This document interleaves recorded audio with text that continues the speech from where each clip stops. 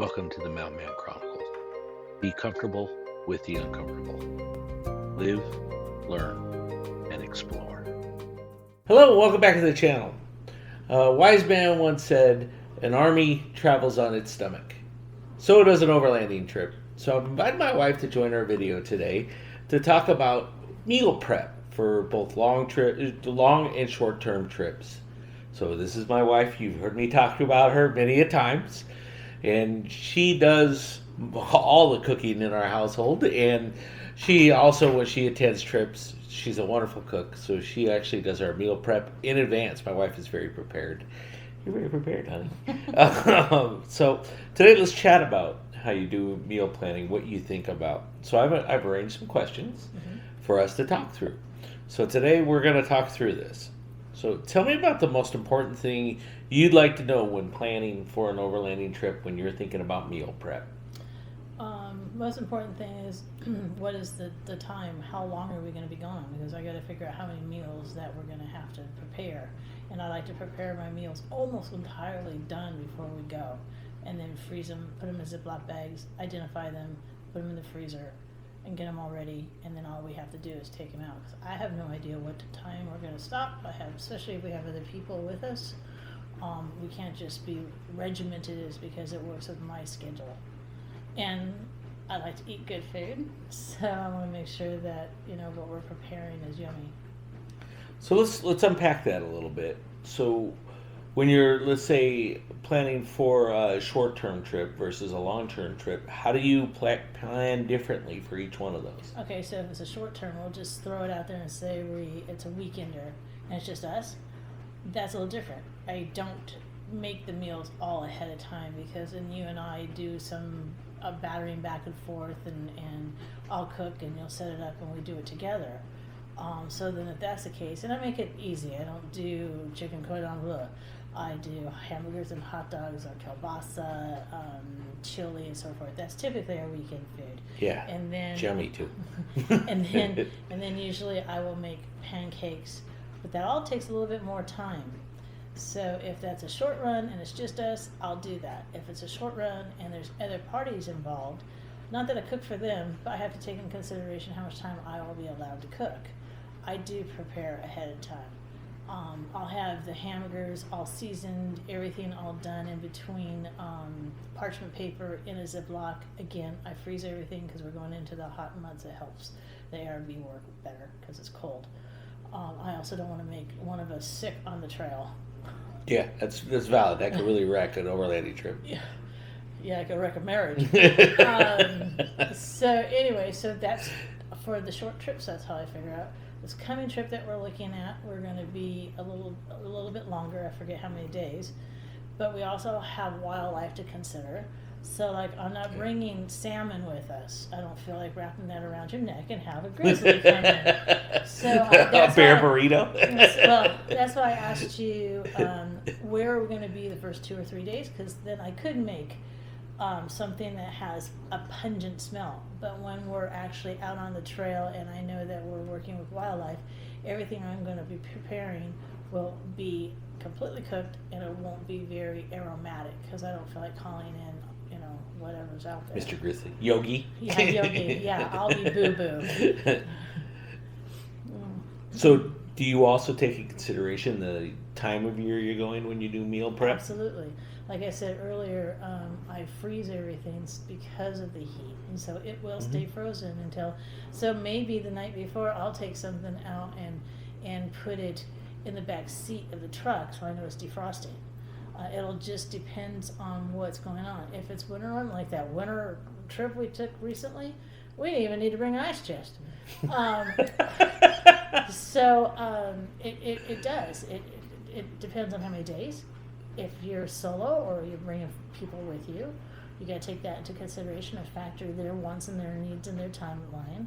You got to take into consideration the wilderness. Do I want to be camping next to a migration route or a river and serve salmon that night and throw the skins out into that garbage thing that you have hanging behind the tire? Trash route. Oh, is that okay? Yeah. That could be a terrible experience. We could end up with no back of the truck or the back of the trailer. So that's what I look at.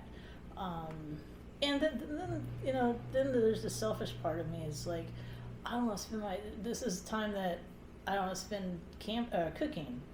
Yeah, that's valid, right? So making sure that you're happy and you're not cooking and spending time over the grill the whole time. Although you do like to cook, you don't want to spend. I love cooking, but I don't want to spend my whole time cooking. And then, well, for instance, our last one we went to a little lake that was really windy.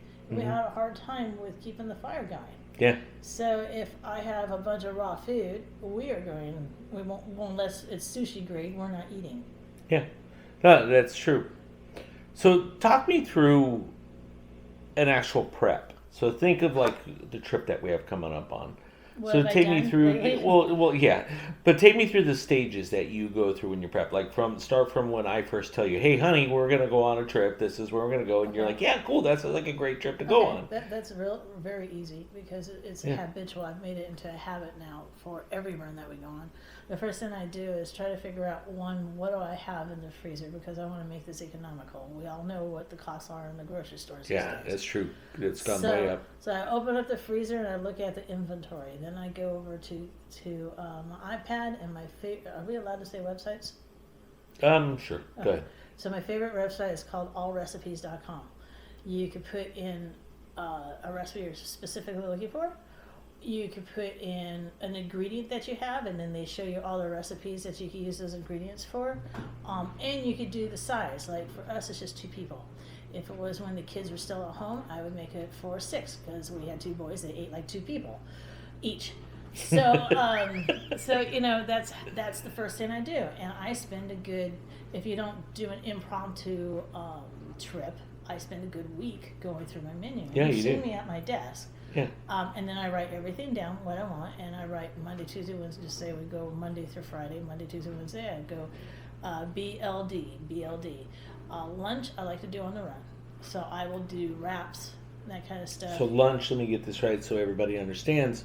When Raylene, my wife, practices planning for lunch, typically lunch because we're on the move. On the move, it's not. Or we stop just for like 5 minutes, right? You'll plan that lunch lighter. Right. Is it lighter lunch? Well, it's not lighter. It's just so much easier, and it's handheld. We don't know if we're going to be able to stop. Say we have something broken down.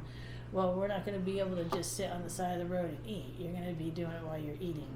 Yeah. So for that, a good example would be chicken pecan salad. You make that ahead of time. I wouldn't put the mayonnaise in it. In fact, I don't make anything with mayonnaise on a camping trip. I think that's valid, right? Again, back to getting sick again. Right. But I'll make a different kind of sauce for it, and then I'll cut up the croissants, have them ready cut in half, wrap them up, put them in a Ziploc bag, have the salad mixture done, because that would be really gross if you mix it, or pre-mix it. And then the night before, I'll make lunch for the next day. So it's all done. All you have to do is open up the ice chest, and then we always have dry goods. I have my little box of dry goods. So if we're not even able to do that, we always have at least 3 or 4 pounds of jerky. We have chips and cookies and something to sustain us until we can get and have a real meal. Because you never know during the day what you're going to find. And I am going to put the link to allrecipes.com down in the description. Since you got mail at AOL, I've been using it. So yeah, it's been years.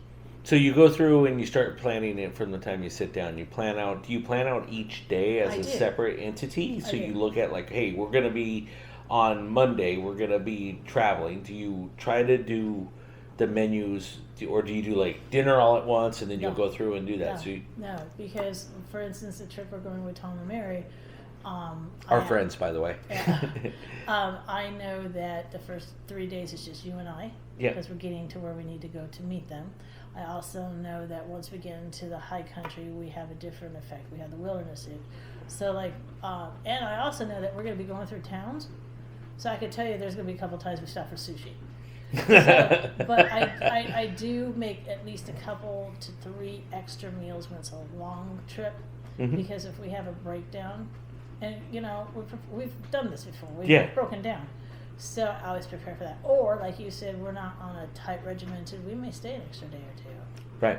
So I always make sure we have that. And then I do appreciate that you were flexible like that too, because it does make it easier as being the leader to know that, hey, if something happens, at least I have food on the trail. Whereas if I go solo, it's like ad hoc, right? I know I'll have hot dogs or whatever. I make up your meals too. Yeah, I know, but but I'll have, if I plan them, it's short, simple, but they're not planned out, and I'm scrambling often. Is what I'm trying to say. Yeah. Versus when you plan them, it's like you even label the meals when I go, right? So it's really easy. And that's what I use. So with that being said, just so if we don't use a Ziploc, I used God forbid Tupperware. But it's not really Tupperware. It's the stuff you buy in the store now with the blue lid and the plastic containers. Plasticware is what I call it. Yeah. But I also use painter's tape, the blue tape. Yep. Because I put in, this is Monday dinner, or I put in, identify what it is, and then when I wash it, it's not a great wash, but I do wash it. But when I get home, I take all of that, I take all the labels off, and I throw it in the dishwasher, and I'm ready for the next trip. Awesome. And if I break something, who cares? So take me through on our next trip. You can pick any random day you want. The type of meal that you would prepare. Like breakfast, lunch, and dinner? Yeah, so just take me you don't have to Okay. go into full detail. I don't need like a line item description. Oh no, it's easy. It's all done. I have everything all done. I know. That's why I'm asking. Yeah. Well, for breakfast, we probably have like a breakfast sandwich. I like to smoke meat, so I have smoked ham, and I'll probably fry up a couple of eggs, and I'll bring in some Swiss or something, and that will be breakfast for that morning. And I might have some fresh fruit. Okay. Nice. Lunch will be the chicken pecan salad, or a pimento tortilla wrap. That's one for lunch, and then munchies and whatever we eat between then and there. And then dinner, I smoked over the weekend chislicks, pork butt chislicks, and so I'll probably do that. And that's the other thing that is really easy to do, is I bag up rice, balsamic rice, regular rice, and it just depends on what I'm having. So like that, I would probably make some rice, or macaroni and cheese, rice-a-roni, just to accompany the meat. And then we could, it's really easy to buy the prepackaged salad. Just keep it in the bags, and you got your salad, and that's dinner. Pork butt on the trail. I am looking forward to that. It's That's just like good. pork butt. Well, it's even And better, it's right? smoked. Oh, smoked chislick pork butt on the trail. Could be heavenly. So, what do you think about sweets? Right? Do you plan that as a separate thing? Because I know I got a sweet tooth the size of Texas. No, I don't. What I do is the day before, I go to the bakery at our grocery store, and I just buy a bunch of cookies and rolls and so forth, because I don't eat that many sweets. Yeah, you don't. You're not. You don't have the sweet And tooth. I You're just- more of a savory person. Yeah, and I just let you go at it. Well, great. Well, I think I can honestly say that I eat much better now than I ever have on the trails, and I think that is No, largely except due. Mark Thomas. I Yeah, cannot compete with him. yeah. MT, you've heard me mention before, is one of our friends that's an outstanding chef. He is a and real chef. I can't even compete with him. I don't know. You do a pretty good job. Your meal planning is like incredible, and we eat really well on the trail. And I think some people would say that they're envious. I know that I often joke that I weighed 90 pounds before I met my wife. It's probably true, but she does cook well. Given an advice to any, let's say, guy planning to overland and bring his wife and want to include her, and wants to share in this cooking, what advice would you give in Don't go on a meal winter planning? run. Unless you tell her in advance. So you need to tell about that story, how you went on a run and you brought me, and I was the only wife and couldn't figure it out until day 2, and it was so cold. Yes. So include other women and other spouses if you can. Yes. Well, it makes it. If you have other people there and there's no spouses, it makes you feel kind of uncomfortable. Yeah. And you ended up doting on me more than you would ever do, because you knew I was extraordinarily uncomfortable. Yeah, And it's true. freezing.